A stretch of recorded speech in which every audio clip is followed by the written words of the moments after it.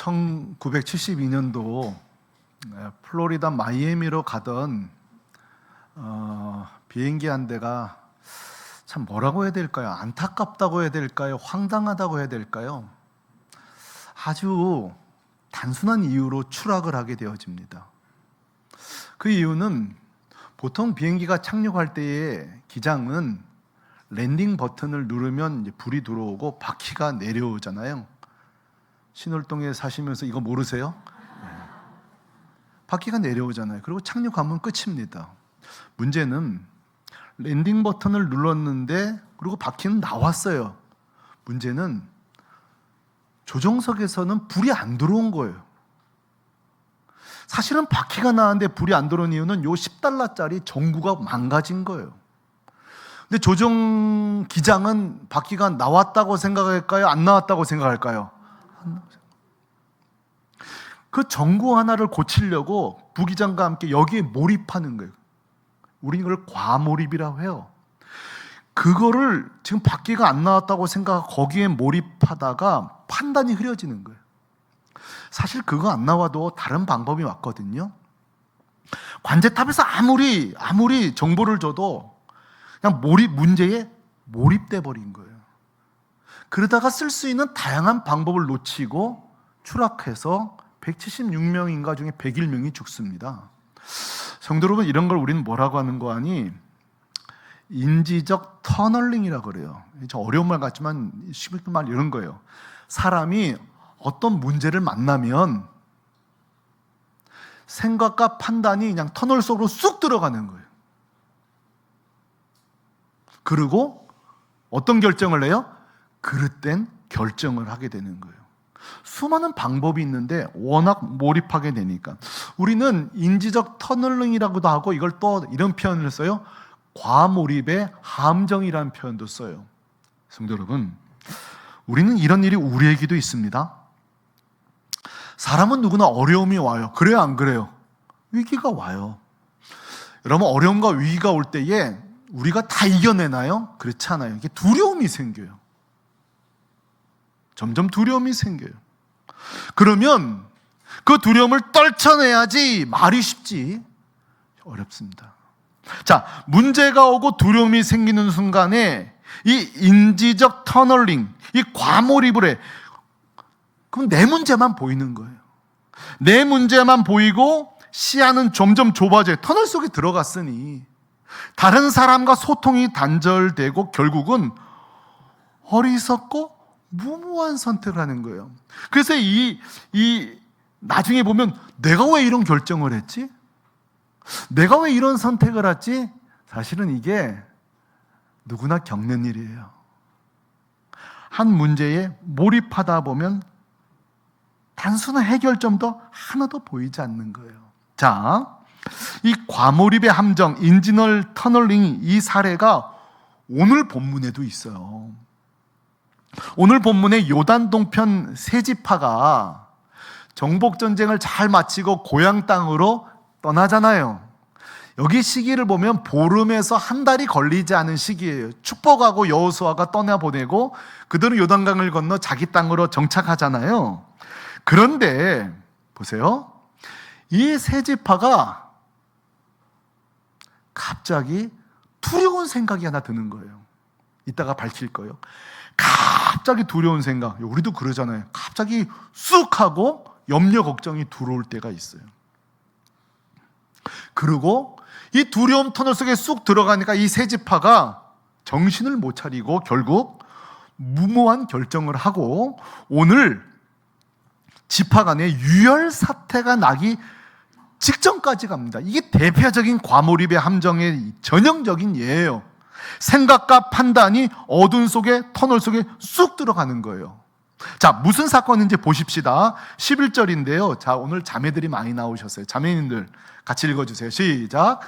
이스라엘 자손이 들은즉 이르기를 르벤 자손과 갓 자손과 므낫세 반 지파가 가나안 땅의 맨 앞쪽 요단 언덕과 이스라엘 자손에게 속한 쪽에 제단을 쌓았다 하는지라.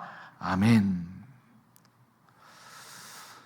이 세 지파가 요단 땅에 요단 건너편 동편에 가자마자 한 달이 채 안 되는 제일 먼저 한 일이 거대한 제단을 설립한 거예요. 그리고 나머지 9지파가 이 소식을 듣고 이렇게 반응합니다. 12절 제가 읽을 거예요. 이를 듣자 곧 이스라엘 자손의 온 회중이 이 실로에 모여서 그들과 뭐 하려고 해요? 싸우려 하니라. 아멘. 여러분 중에 지금 설교를 듣는 가운데 이럴 분이 계실 거예요. 아니, 요단 동편에 제단 하나 더 있으면 훨씬 편하지. 헐, 전쟁까지 한다고? 뭐 이렇게 과민 반응을 해? 제단 하나씩 더 있으면 훨씬 수월하지. 좀 과민 반응하니까 전쟁까지 한다고? 성도 여러분, 제단 세운 것, 그래서 전쟁을 하려고 한다? 그래서 과민 반응이다? 과연 과민 반응일까요? 결코 아닙니다. 왜냐하면 이 9지파가 생각할 적에 저 제단은 하나님께서 금하신 우상 숭배 용도로 사용됐다고 오해를 한 거예요. 왜냐하면 과거에도 이런 유사한 범죄로 그들은 심판을 받은 적이 있기 때문이에요. 그래서 오늘 두 가지 이야기를 해요. 너희들 잊었냐 벌써? 부올의 사건, 민수기 25장에 나오는 이 사건과 여호수아 7장에 나오는 아간이 전리품을 훔치는 이 사건을 통해 우리가 심판받은 거 너희들 기억 못해? 너희들 그렇게 생각했지?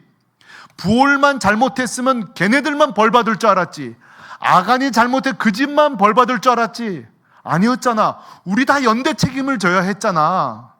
한 사람이 한 지파가 잘못했는데도 우리 모두가 심판받았잖아. 24,000명이 죽고 아이성 패배하고.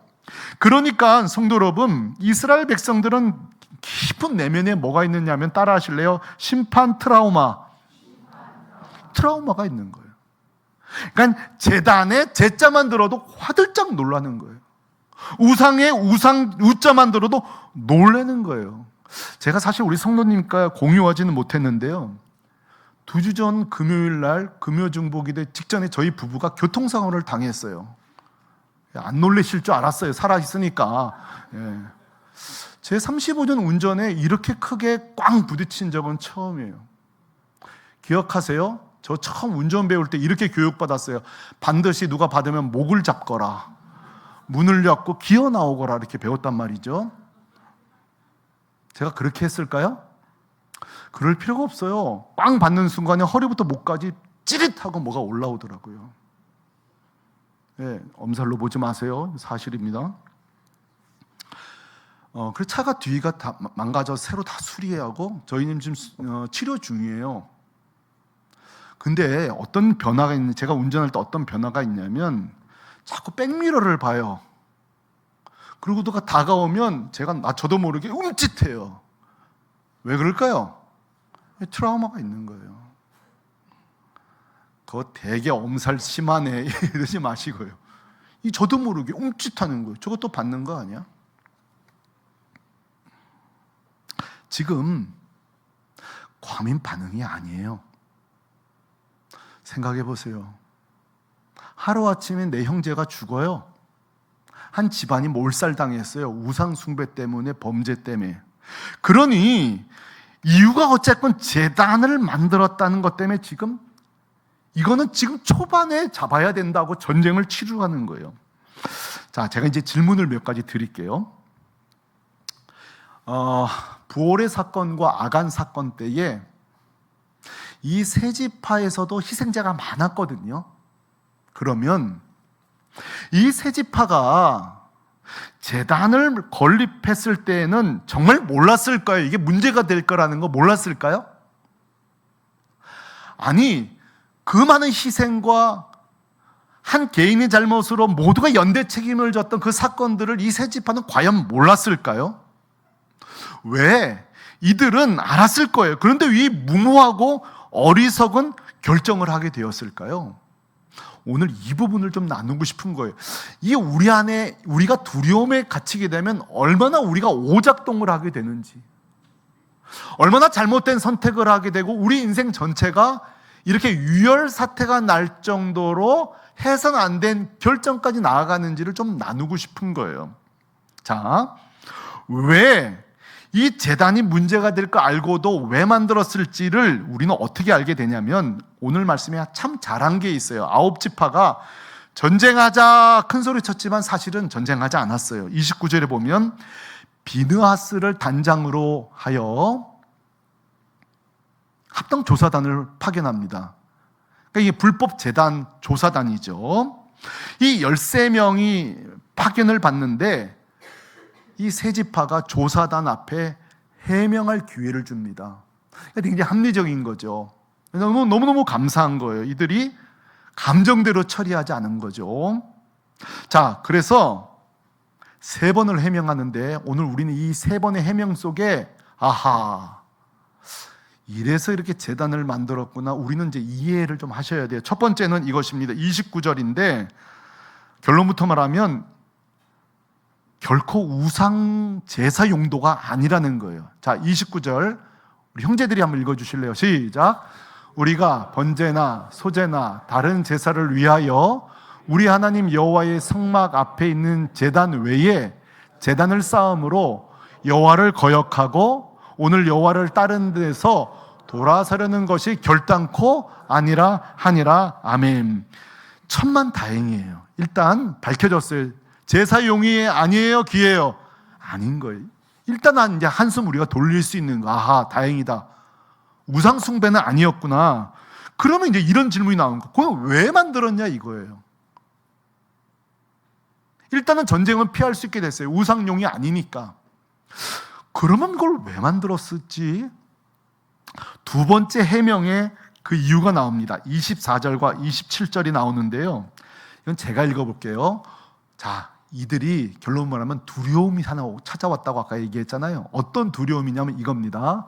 후일에, 이건 몇백 년 뒤에를 생각해 본 거예요. 후일에 너희 자손이 우리 자손에게 말하 이르기를 너희가 이스라엘 하나님 여호와와 무슨 상관이 있느냐. 하나 더요. 27절 하반절. 너희는 여호와께 받을 분깃이 없다 하지 못하게 하려 함이라. 아멘.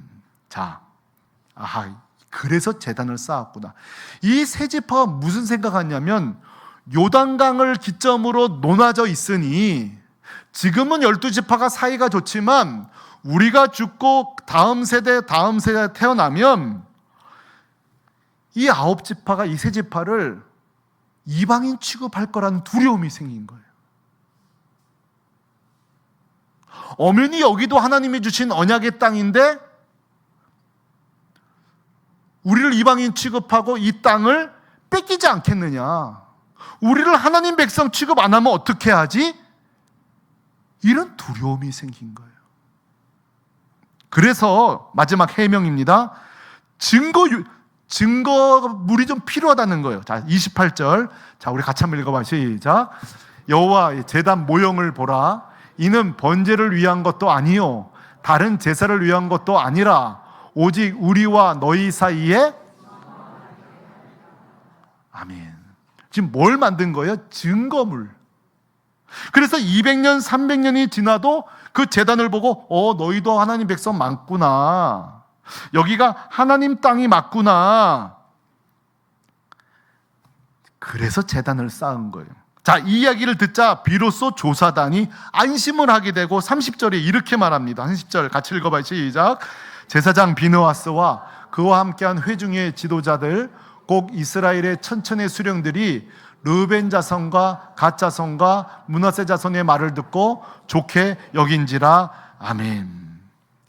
제가 여기까지 설교 준비를 하다가 갑자기 이런 생각했어요.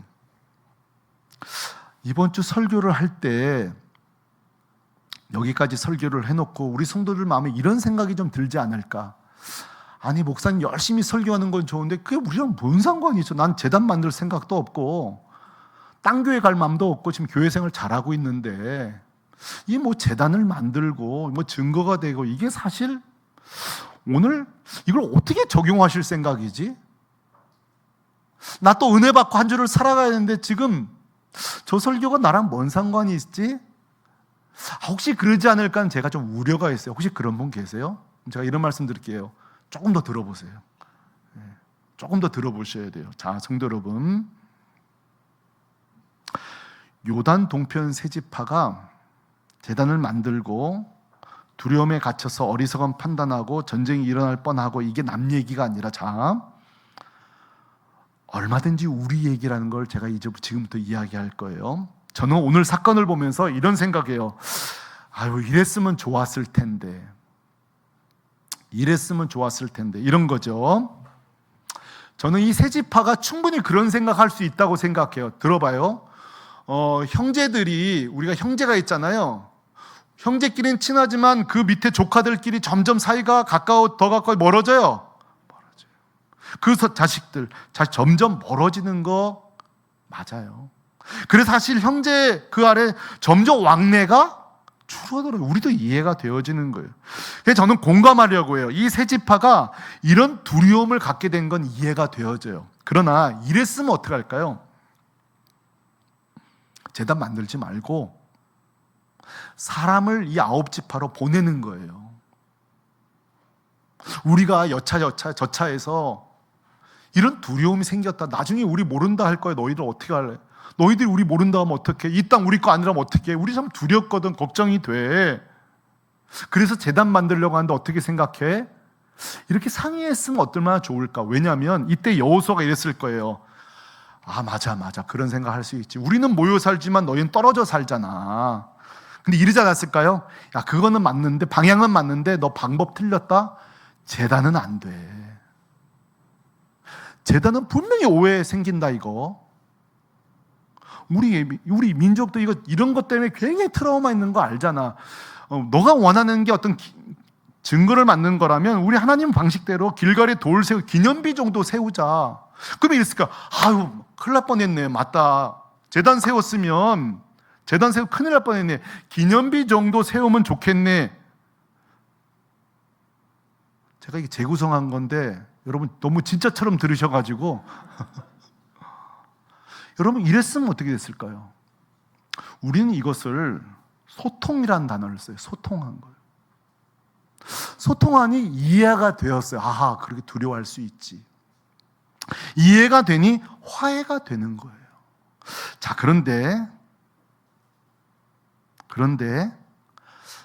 한번 문제가 발생하고 두려움이 발생하는 순간에 그 터널 속에 들어가면 문제만 보이니까 소통을 하지 않는 거예요. 하나님과 상의하지 않아요. 여호수아가 보이지 않아요.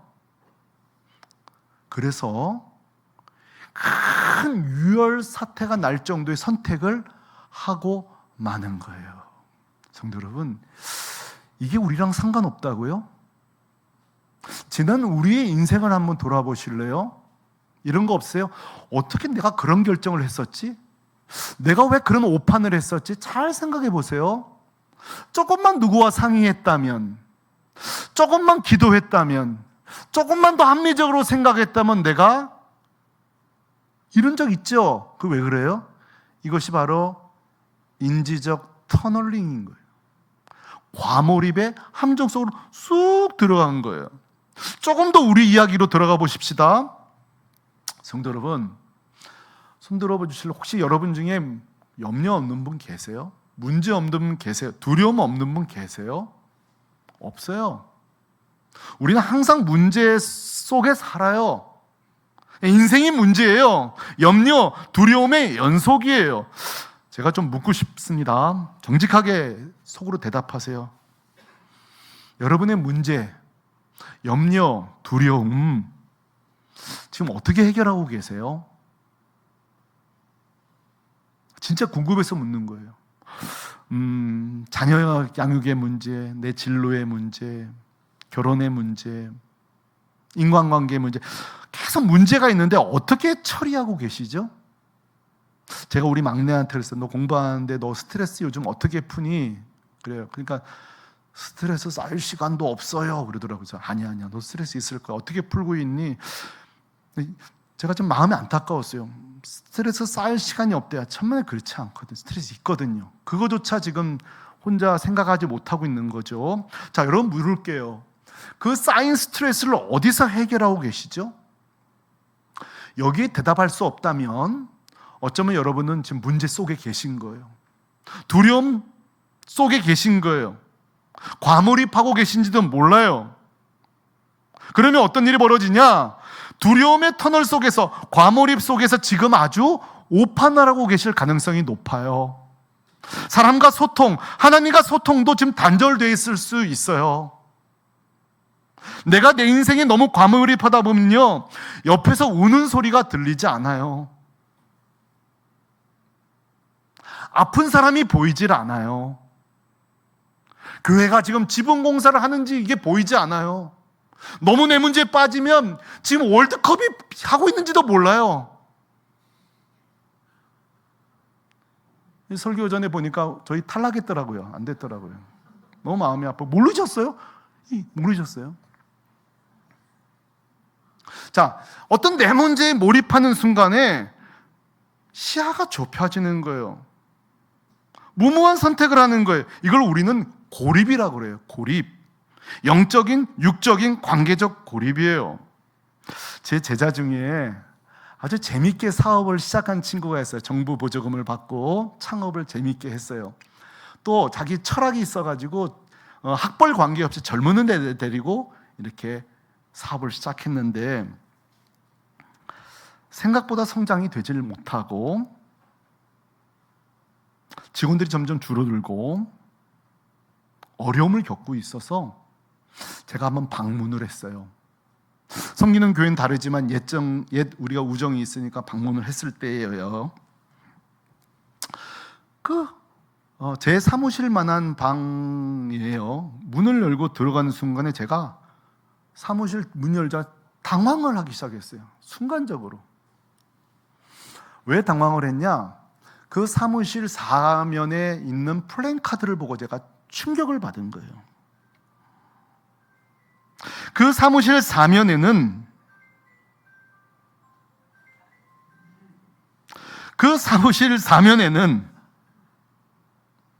숨 막힐 것 같은 빈 공간 없이 플랜카드들이 걸려들어 있었어요. 플랜카드들이. 그리고 그 플랜카드들에 걸려있는 문구들이 매우 자극적이고 조금 직원들을 위축시킨다고 할까요?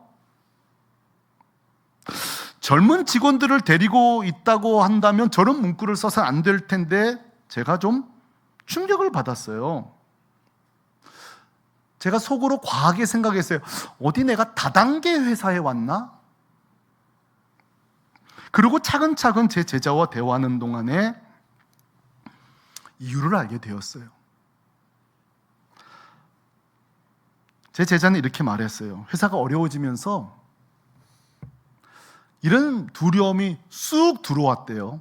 문제가 뭐냐면 이러다가 회사 문을 닫을 수 있겠구나. 중요한 것은 그 재무 상태나 회사 상황이 회사 문 닫을 상황은 아니에요. 근데 뭐가 들어온 거 생각이 내가 이러다가 회사를 닫을 수 있겠구나. 묻겠습니다. 이건 사실이에요? 염려예요? 염려죠. 성도 여러분, 그러나 이 문제 속에 쑥 들어가는 순간에 염려가 사실로 만듭니다. 이게 바로 인지적 터너링의 문제인 거예요. 이 과몰입의 함정이 뭐냐면 모든 염려가, 두려운 생각이 사실로 바뀌는 거예요. 자, 그러다 보니 회사 문을 닫겠는 걸 두려운 생각이 드는 거예요. 이 회사가 다시 일어나야 돼. 그러니까 어떻게 하는지 아세요? 우리 직원들을 도전 주는 문구를 써야 되겠다 하고 그 문구를 쓰는데 열정을 줘야 되겠다, 새로운 결심을 하겠다고 문구를 쓰는데 제가 볼 때는 열정이 안 생기고 열이 받을 것 같아요. 결심이 안 생기고 낙심이 될 것 같은 거예요. 저는 그 형제에게 조심히 물었어요. 너는 이런 회사 경영, 이런 플랜카드를 누가 디자인해, 이 문구는 누가 만드니까 다 자기가 만든다는 거예요. 제가 그날 깨달았어요. 이게 문제구나. 너는 고립되어 있다. 그거는 30대 초반에 쓸 수 있는 문장들이 아니에요. 매우 강압적이고 고압적인 문구들. 그런데 보세요. 열정을 줘야지, 자각을 하고 결심을 하겠지. 천만에 젊은 직원들은 더 떠날걸요. 그 플랜카드가 바뀌면 바뀌는 횟수만큼 직원들은 떠날걸요. 이 친구가 지금 의논할 대상이었구나, 고립된 상태구나. 전형적인 인지적 터널링 상황인 거예요. 과몰입의 함정에 빠진 거예요.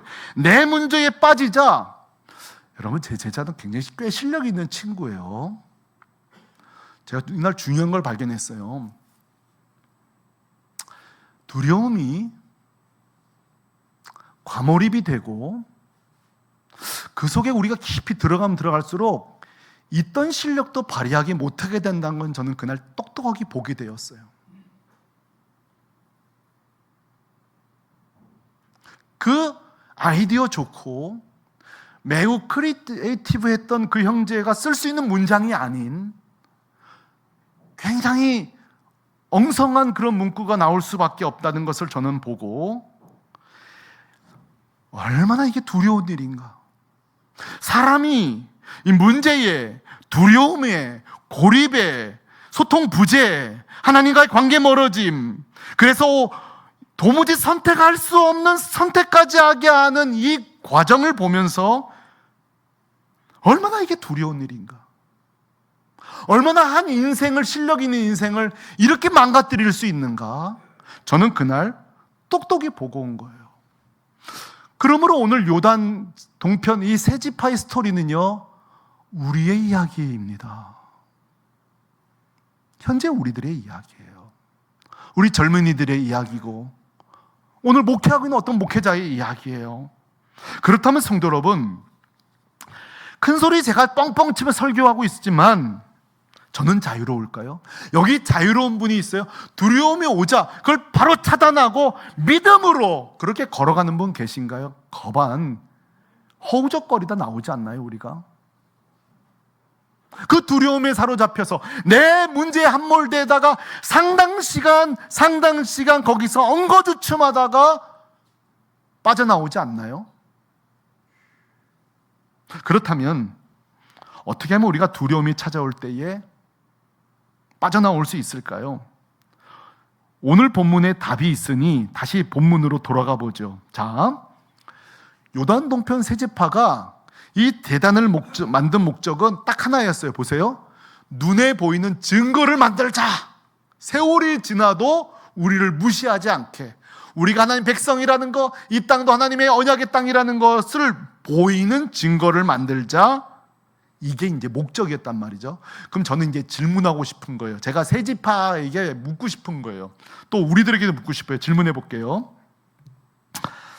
세월이 지나서, 그래요, 100년, 200년, 300년이 지났다고 칩시다. 세월이 지나고 모두가 잊혀지잖아요. 그러면 증거재단이 없다면 하나님도 이 세 지파를 잊을까요? 자, 이게 굉장히 중요한 질문이에요. 두려워서 이 재단을 만들었어요. 사람은 이 증거재단이 없으면 잊을지 모르는데, 제가 질문하고 싶은 그거예요. 복은 이 9지파가 주는 게 아니잖아요. 하나님이 주는 거잖아요. 믿습니까? 그러면 9지파가 알아주는 게 중요해요? 하나님이 알아주는 게 중요해요? 물으나만 하지. 그래서 이 질문이 나온 거예요. 이 증거재단이 없다고 해서 하나님이 이 백성을 몰라볼까요? 하나님이 500년 뒤에 찾아와서, 아이고, 이 증거재단 있는 거 보니 너희 세 지파 걔네들이 너희 맞는 거냐? 아이고, 큰일 날 뻔했네. 나 축복 안 하고 갈 뻔했네. 이 증거재단 때문에 내가 축복하는 거네. 아이고, 참 증거재단 잘 만들었다, 이러실까요? 하나님의 기억이 이 증거재단 때문에 축복할 사람과 축복하지 않을 사람을 놓치고 축복하실까요? 여러분, 저는 정말 중요한 질문을 하고 있는 거예요.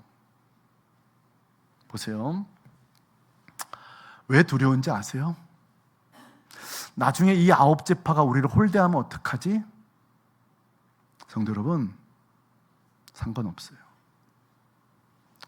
9지파가 홀대해도 하나님이 복 주시면 될 줄로 믿습니다.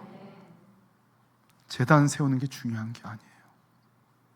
하나님은요, 제단이 있든 없든 한번 내 새끼 삼으면, 아니 내 자녀 삼으면 내 자녀인 거예요. 믿습니까?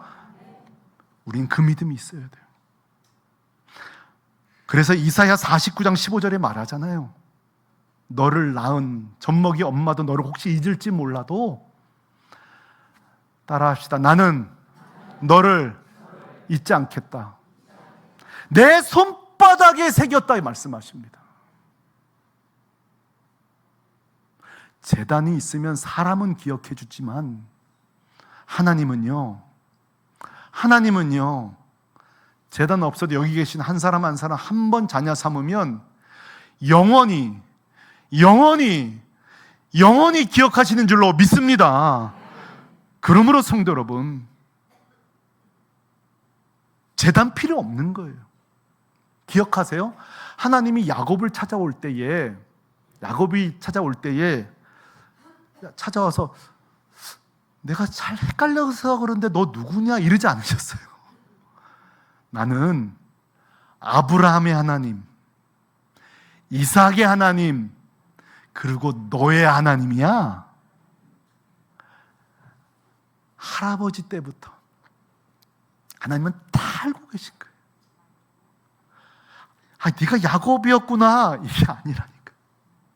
우리는 저 사실을 통해 깨달을 것이 있어요. 저 말은 아브라함의 하나님, 이삭의 하나님, 야곱의 하나님, 이 말은 뭐냐면요, 하나님 말씀하는 거예요.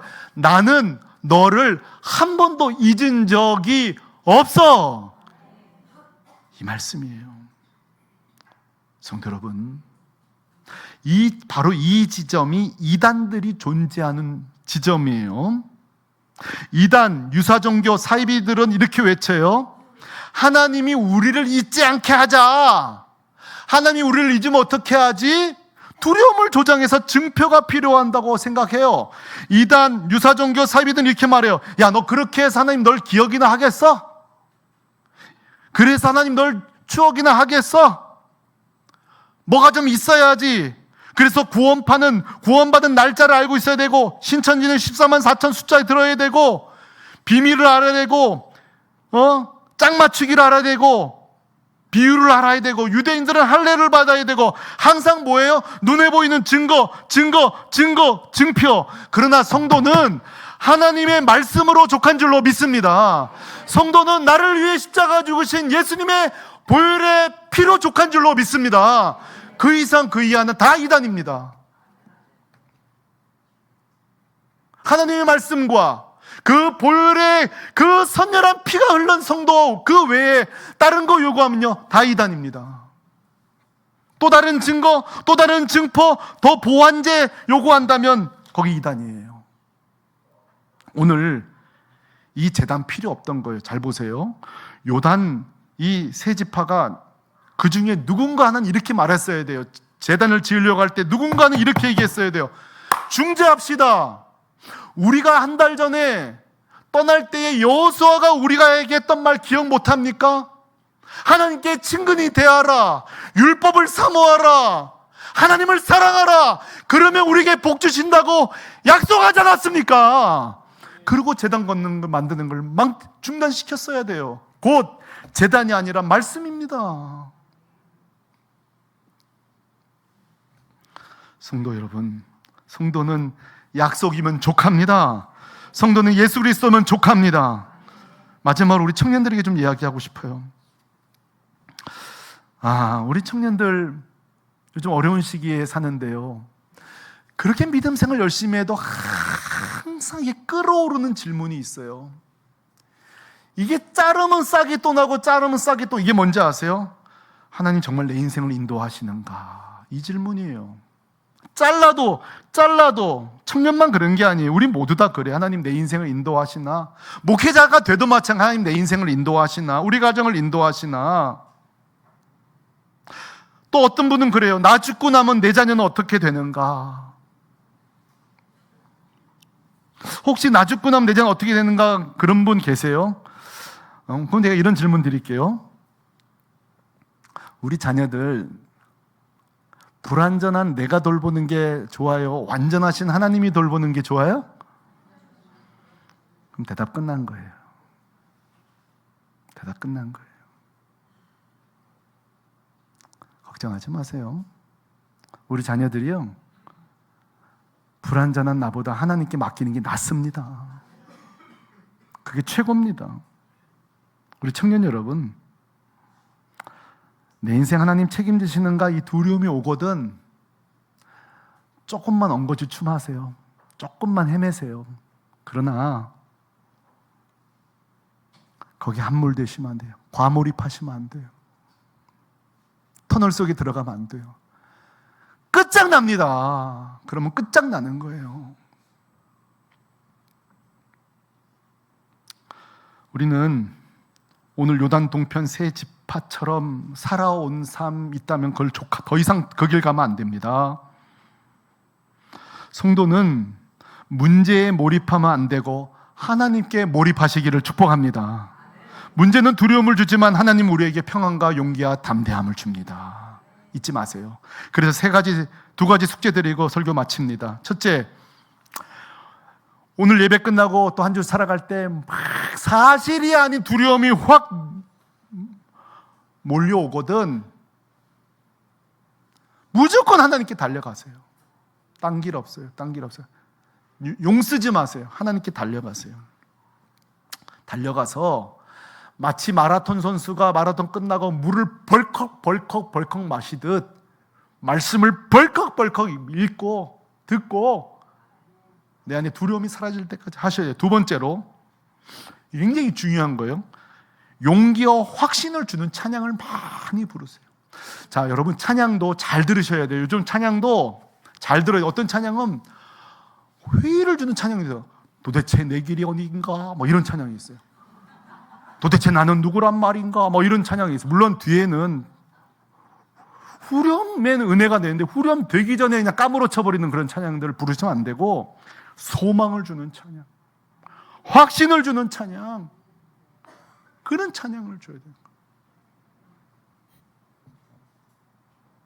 뭐 이런 거죠. 그런 찬양, 아무것도 두려워하지 말라. 이거 오늘 설교잖아요. 내 마음이 힘에 겨워 지칠지라도 주님 나를 지켜주시네. 여러분 믿습니까? 아무것도 두려워하지 말라, 놀라지 말라, 겁내지 말라. 이런 찬양만 만 번 재생해가지고 막 듣는 거예요. 이런 애씀이 있어야 돼요. 그때에 두려움에서 나와서 하나님 안에서 이 소생하는 새 힘을 얻는 경험을 꼭 하시기를 주 예수 그리스도의 이름으로 축원합니다.